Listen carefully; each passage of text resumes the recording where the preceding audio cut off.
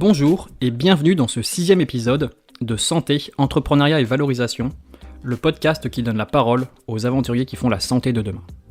Je suis Mériadec Guignard, pharmacien et amoureux d'entrepreneuriat. Santé, Entrepreneuriat et Valorisation est un podcast que je publie toutes les semaines et vous retrouverez tous les éléments dont je parle en note de l'épisode ou sur mon site mériadecguignard.com.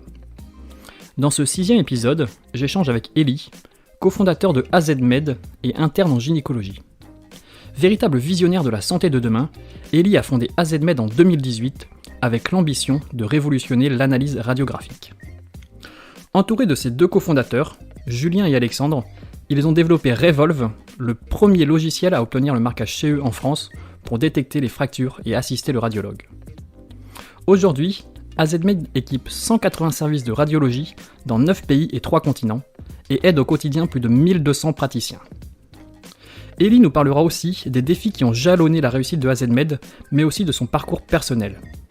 Également, pour ceux qui voudraient entreprendre dans la health tech, nous aborderons le sujet de l'équipe.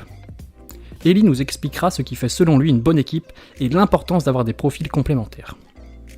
Enfin, comme Mike Horn déjà évoqué sur ce podcast, nous débattrons en fin d'épisode de l'importance de prendre des risques pour défricher des territoires inexplorés en santé. Chaussez les crampons, prenez les piolets et partons à la découverte de ce qui fera la santé de demain.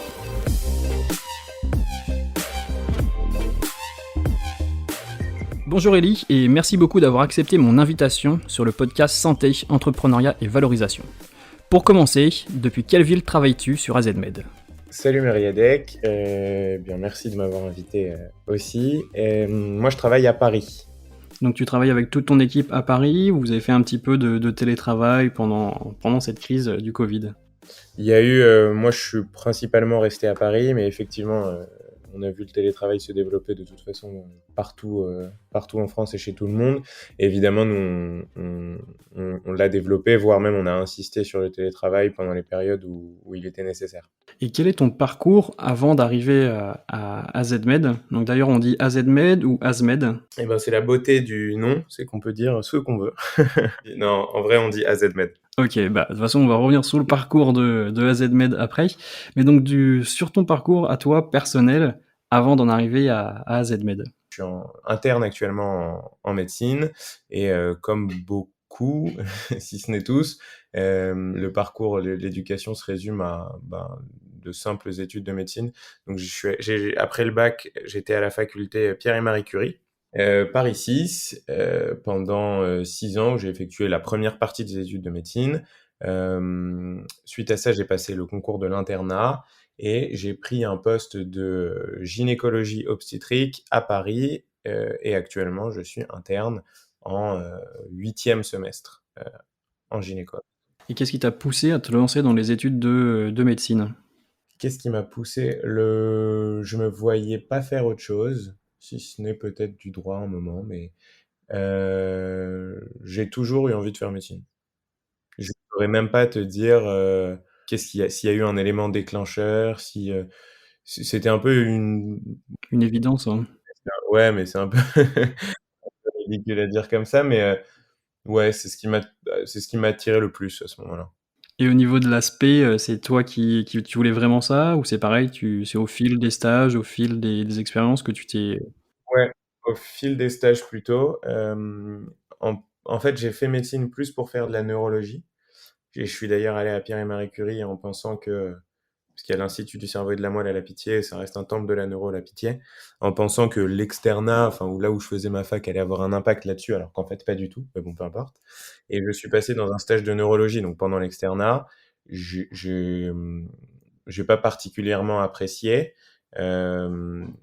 Et en revanche, en parallèle, je faisais de plus en plus de stages de chirurgie, donc je commençais à aimer la chirurgie, et jusqu'à ce que je passe dans un stage de gynécologie, de chirurgie gynéco, à la Pitié, toujours.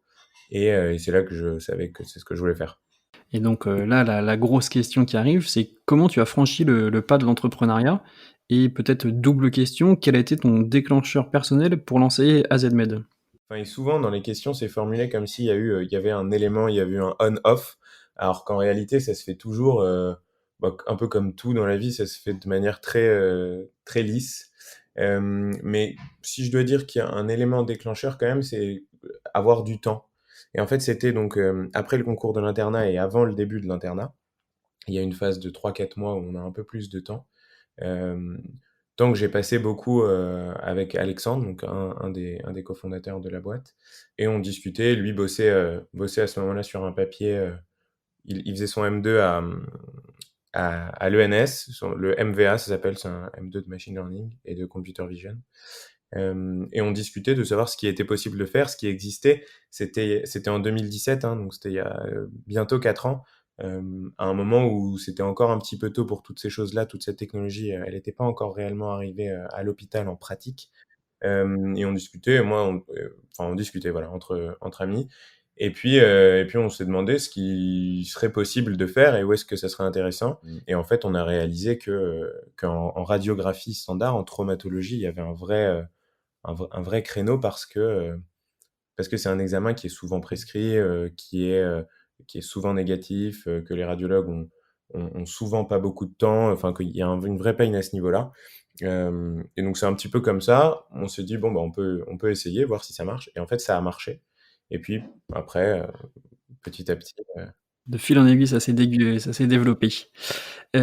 Donc du coup, pour nous faire la présentation de AZMed, comment ça fonctionne, en quoi consiste la solution et à qui est-ce que vous vous adressez?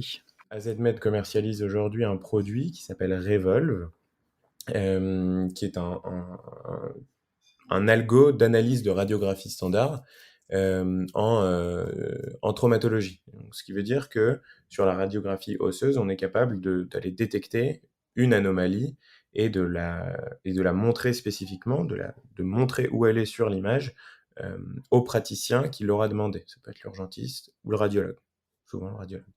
Nos interlocuteurs privilégiés, ce sont les radiologues. C'est eux qui sont au centre. La radiologie, c'est vraiment une plaque tournante aujourd'hui.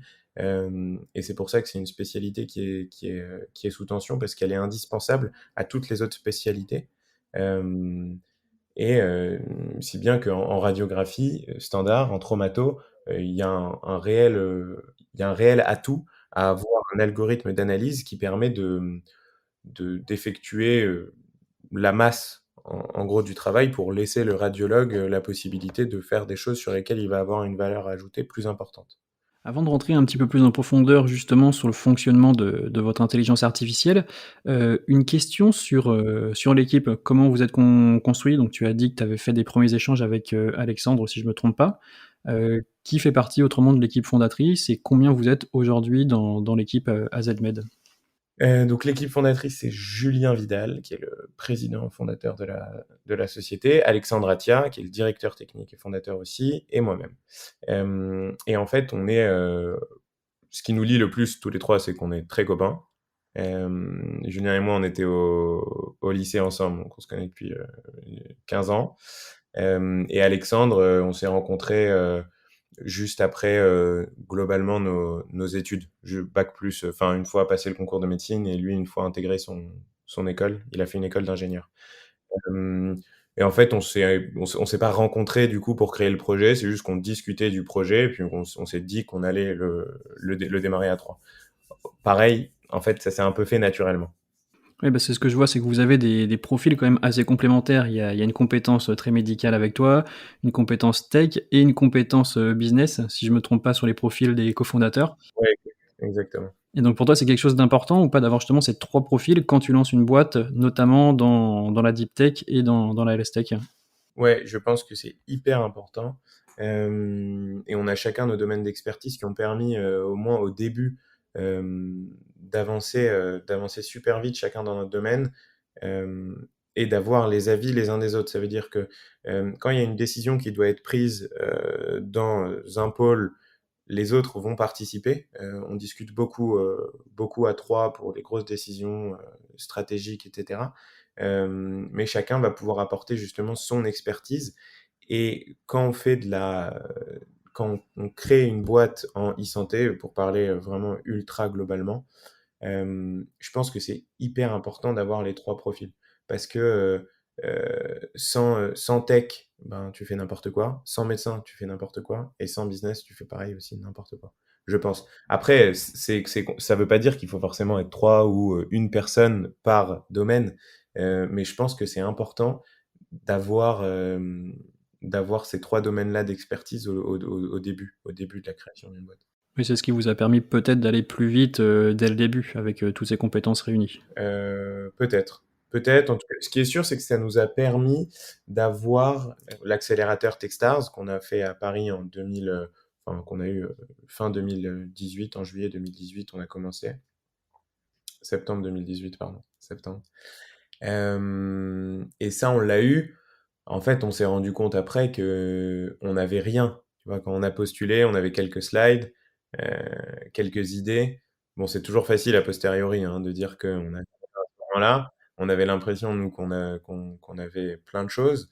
On avait une bribe d'algo qui semblait marcher. Et puis, en fait, surtout, on était tous les trois et on couvrait globalement les trois domaines d'expertise qui allaient nous être indispensables pour faire ce qu'on voulait faire. Et pour revenir sur les débuts de AZMed, comment justement vous avez entraîné votre, intelligence artificielle au tout début? Comment ça s'est passé? Combien de radiologistes travaillaient avec vous pour annoter les images? Au tout début, avec notre partenaire historique, on allait chercher enfin, comme on peut le faire encore aujourd'hui, on récupère en fait des anciennes images des radios anonymisées complètement, sur lesquelles on va venir annoter, labelliser une pathologie ou l'absence de pathologie. Alors, au tout début, je me rappelle plus si on avait mis en place tous les process qu'on a là actuellement. Actuellement, pour labelliser une image, il y a plusieurs systèmes de relecture pour éviter les erreurs de base, les erreurs d'inattention, les erreurs informatiques. Voilà. Au début, on travaillait avec deux radiologues à ce moment-là, il me semble, pour la notation des images, en double lecture dès le début. Et c'est là-dessus qu'on a entraîné nos premiers algorithmes. OK, d'accord, je comprends un petit peu mieux comment ça fonctionne. Et combien de temps ça vous a pris pour avoir, une IA opérationnelle? Tu disais qu'en 2018, quand vous êtes rentré à Techstars, vous aviez juste des bribes.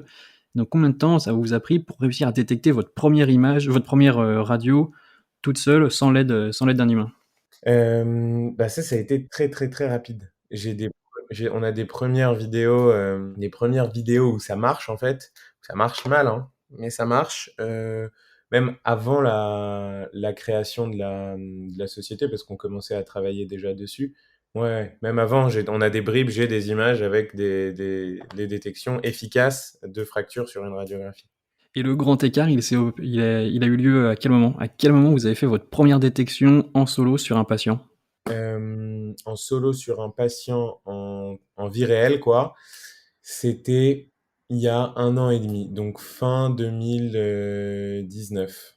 Est-ce que tu peux nous expliquer un petit peu les avantages aussi qu'il y a pour le patient? Donc on a bien compris les avantages qu'il y avait pour le radiologue, mais est-ce qu'il y en a aussi pour le patient? Oui, bien sûr, c'est un système de sécurité en plus. Dans plein de spécialités, il y a ceinture et bretelles, ou dans plein de spécialités en médecine, mais dans plein de domaines. Et en fait, notre algorithme pour le patient peut être vu un peu comme ça, comme ceinture et bretelles, et il va venir aider potentiellement un médecin qui va avoir plein d'examens à analyser en même temps, qui peut faire une erreur d'inattention. Il peut aider aussi aux urgences au milieu de la nuit. Le radiologue, il peut être dans un gros centre hospitalier.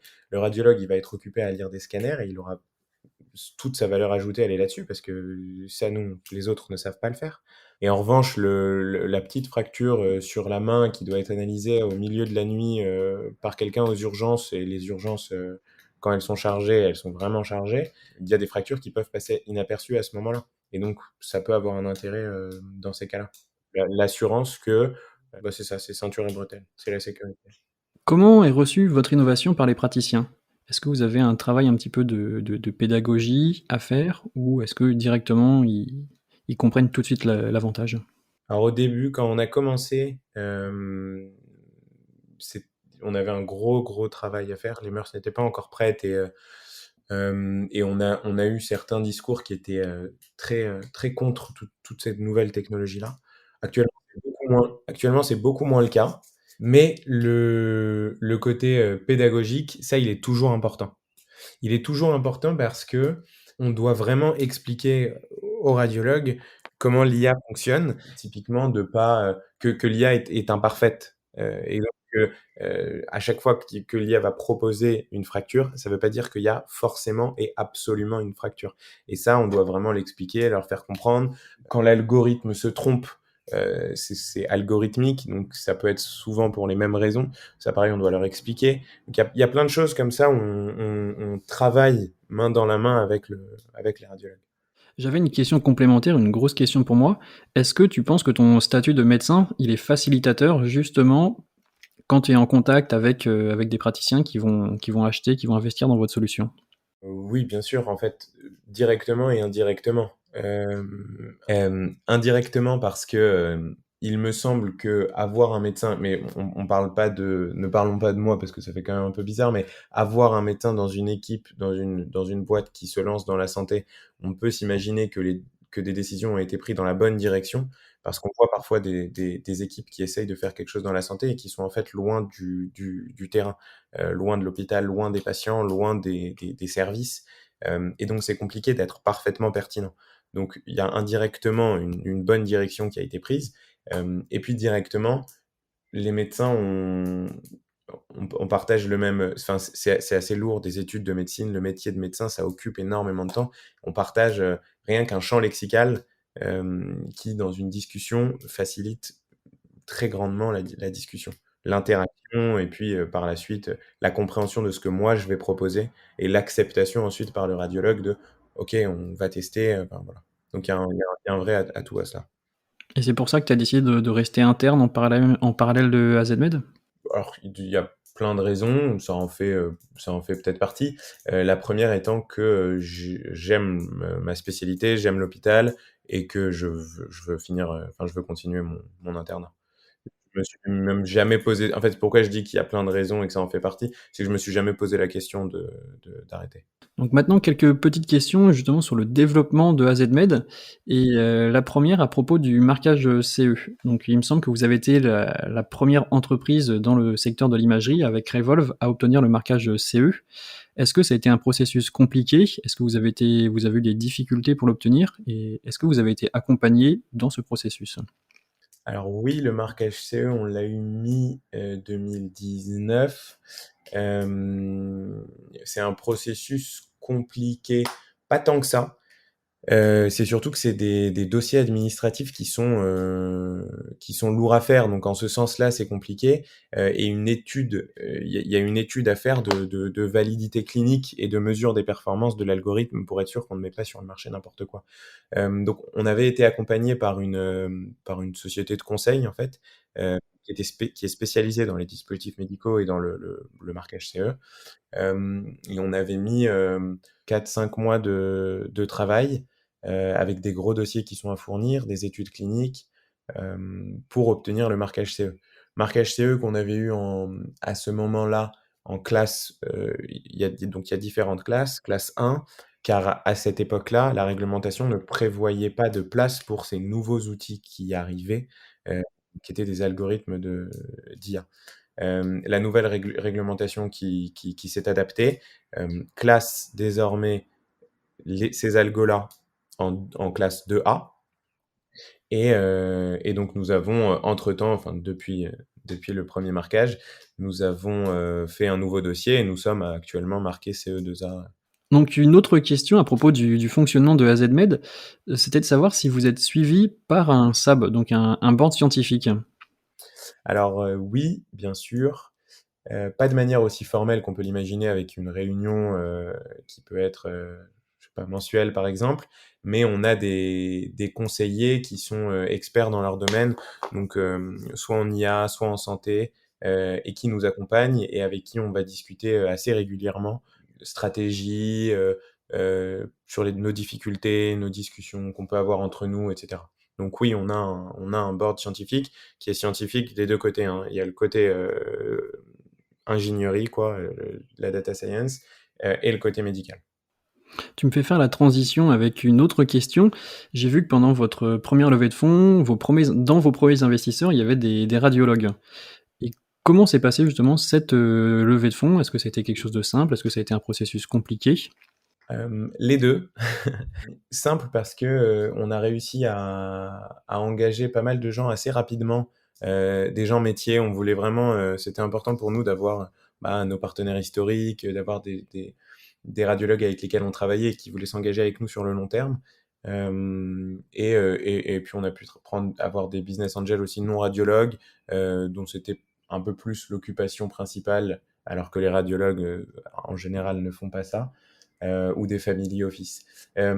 Compliqué quand je disais les deux, compliqué tout simplement parce que c'était la première fois qu'on faisait ça, mais c'était hyper intéressant et la première levée s'est faite assez rapidement. D'accord, ça vous a pris combien de temps à peu près? Ça nous a pris, je dirais, si mes souvenirs sont bons, 4 mois. Avant-dernière partie de ce petit échange, et avec une question très très large, quelle est ta vision de la santé et plus particulièrement de la e-santé dans laquelle vous vous inscrivez? J'aime beaucoup la santé, j'aime beaucoup le système de santé français. Je pense qu'on vit une période de changement énorme, autant parce qu'il y a des outils avec des nouvelles technologies qui sont très pointues, comme celles que nous on utilise, que parce que c'est la crise à l'hôpital, que parce qu'il y a eu la pandémie qui a montré qu'il y a eu une crise à l'hôpital. Donc c'est tout un domaine qui est en plein bouleversement. Il va changer. Dans quel sens, je me permettrai pas d'affirmer. Pour préciser peut-être ma question, ou plutôt au niveau de la maturité. Est-ce que tu penses que c'est un écosystème qui est à maturité, qui commence à se tasser ou qui est encore en croissance exponentielle? Tu parles de l'IA en santé, de la santé en général, De la e-santé plutôt. de la e-santé? OK. Du coup, dans ce que vous inscrivez, si je me trompe pas, vous êtes considéré comme e-santé?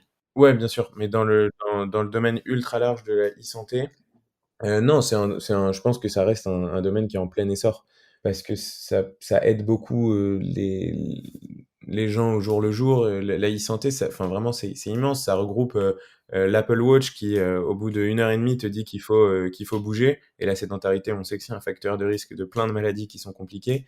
Et ça va jusqu'à des algos qui viennent analyser des pathologies en radiographie.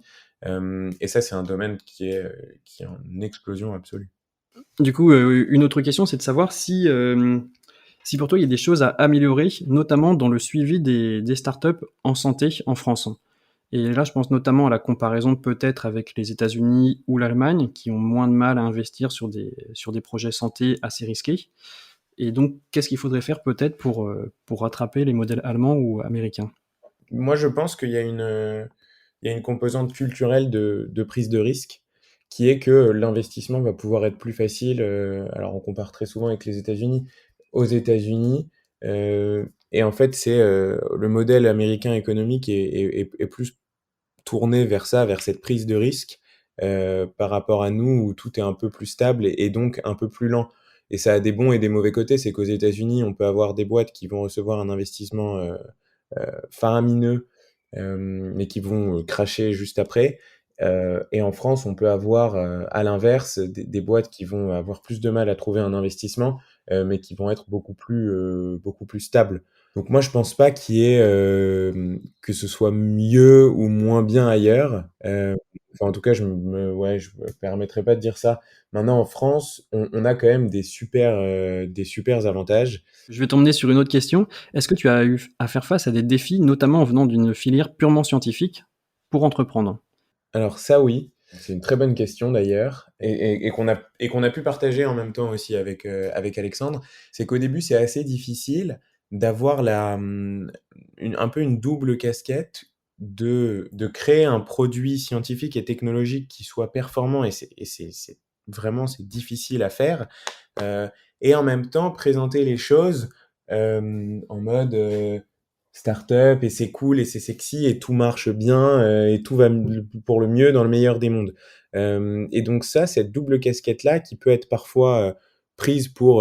Enfin, en fait, moi, au début, ce qui a été difficile, c'est que je pensais que c'était ah, mais un tel ment, il sait que ça, c'est pas possible, et donc, bah, c'est pas possible. Et en fait, c'est beaucoup plus fin que ça, et ça m'a appris beaucoup de choses d'ailleurs. Ça m'a appris beaucoup de choses. Qu'est-ce qu'on pourrait faire de mieux pour améliorer la sensibilisation des étudiants en santé, en business et en entrepreneuriat? Bah, je pense que l'ambiance globale, la presse, le fait assez bien. On entend tellement de choses maintenant en santé, il y a tellement de choses à faire. Enfin, en tout cas, il y a tellement de choses qui sont faites, mais donc à faire, que ça sensibilise pas mal. Moi, il y a plein d'internes de ma promo, de promo en dessous, de promo au-dessus, qui m'appellent parce qu'ils ont des questions, ils ont, envie de faire quelque chose ou alors ils ont déjà une idée, ils veulent savoir comment faire. Après, est-il bon, de sensibiliser le plus possible pour faire le plus de l'entrepreneuriat? Ça, je ne sais pas. Tu vois? Ça mènerait à ce que, trop de gens se fassent la même chose, en fin de compte. Ça, je sais pas, mais il pourrait moi je dirais, une d'autres passerelles, tu vois? Dans les études de médecine, ouvrir des passerelles parce que c'est quand même ouvrir les études, l'esprit des étudiants. Une dernière partie pour finir, donc avec une question, un petit peu bateau. Où est-ce que tu te vois dans 5 ans et dans 10 ans? Où est-ce que je me vois dans 5 ans? Ça, c'est la question de journaliste, mais elle est très, très drôle à poser. Eh ben, écoute, dans 5 ans, je pense être, à Paris, pas très fun. Je pense que je serai chef de clinique à Paris, dans un hôpital. Je ne sais pas lequel encore. Et dans 10 ans, je me vois, avec AZMed qui accompagne des dizaines, voire des dizaines de milliers de médecins, chaque jour, d'analyse de dizaines de milliers d'images de radio, qui a vraiment un impact sur le soin des patients et sur le confort des médecins dans leur journée au quotidien. Une autre question, celle-ci aussi un petit peu drôle. J'essaie de faire le parallèle entre les explorateurs et les aventuriers qui vont défricher des territoires et les entrepreneurs santé. Et donc ma question, c'est de savoir, quel est ton aventurier, aventurière préféré? J'en connais pas beaucoup, mais je vais dire comme beaucoup, je pense, Mike Horn. J'imagine comme beaucoup, mais alors lui, c'est plus parce que j'ai un bon pote de la fac qui est assez fan de ce mec et qui m'en a pas mal parlé. Du coup, c'est plus pour ça, tu vois, que je te dirais ça. J'ai vu deux, trois de ses aventures, notamment celle où il était au pôle Nord. Et il est resté coincé quelques jours. Enfin, je sais pas si toi tu le connais. Il est resté coincé quelques jours. Et donc j'avais regardé la vidéo. Et à chaque fois que je regarde ces vidéos et que je l'entends parler, il me fait sourire. J'aime bien ce qu'il dit. Il a peur de rien. Il veut découvrir des choses. Il a l'air doux en même temps. Ça a l'air d'être un mec cool, quoi. Est-ce qu'il y a peut-être une similitude, psychologique entre, les entrepreneurs santé et du coup l'aventurier qu'il est? Les similitudes, Dans la prise de risque, dans le goût de on attend, ouais, c'est la prise de risque. Moi, je trouve que le risque, c'est une bonne chose. Il faut prendre des risques pour faire des choses. Et surtout se lancer dans quelque chose qui n'a jamais été fait auparavant. Alors après, on joue pas notre vie, donc quand même, on peut, tu vois, relativiser un petit peu. Mais c'est vrai que quand on vient voir des médecins pour leur proposer une solution avec une technologie qui existe, enfin en tout cas qui a fait ses preuves en santé depuis vraiment pas longtemps, on va leur proposer quelque chose, on va leur proposer d'utiliser quelque chose qui n'a jamais été fait auparavant. Et donc ça, c'est un petit peu difficile de se dire, ok les gars, on se lance là-dedans, on y croit, ça va le faire. Ouais, il faut avoir confiance en soi, faut pas avoir peur, quoi. et dernière question, est-ce que tu as un conseil, concret pour quelqu'un qui voudrait entreprendre dans la santé? Bah, je dirais bien s'entourer. Et ça rejoint ce dont on discutait au tout début, c'est avoir les compétences qui permettent au moins de décider si telle idée vaut le coup d'être exécutée ou non. C'est hyper à la mode, c'est évident, mais donc l'idée et l'exécution vont de pair et l'un sans l'autre, ça fait rien du tout. Et il faut pouvoir, tu vois, le truc un peu classique, c'est donc on est tous les trois, donc il y a un médecin, un ingénieur, un business. Et si moi je viens dire un truc, mais que c'est pas faisable technologiquement ou que ça n'a aucun intérêt businessment, voilà, ça marche pas. Quand le business va proposer une nouvelle direction, par exemple, mais pareil, la tech peut dire que ça ne peut pas marcher. Et donc, c'est hyper important ouais, d'avoir ce socle-là de compétences. OK, bah, merci, merci pour ta réponse et merci aussi pour toutes tes réponses, hein. Donc voilà, c'est la fin de cette interview, et puis on suivra avec grand plaisir le futur de AZMed. Merci beaucoup à toi, Myriadec, c'était un plaisir de faire ce podcast. Voilà, c'est la fin de ce 6e épisode de Santé, Entrepreneuriat et Valorisation. Merci beaucoup de m'avoir écouté. Tu retrouveras toutes les notes de cet épisode en description. N'hésite pas à t'abonner à l'actualité du podcast sur LinkedIn ou directement à me suivre via mon LinkedIn personnel Myriadec Guignard. Tu pourras me dire ce que tu penses du podcast et ce que je peux améliorer. Bienvenue dans le monde de l'entrepreneuriat santé et à la semaine prochaine pour continuer notre exploration.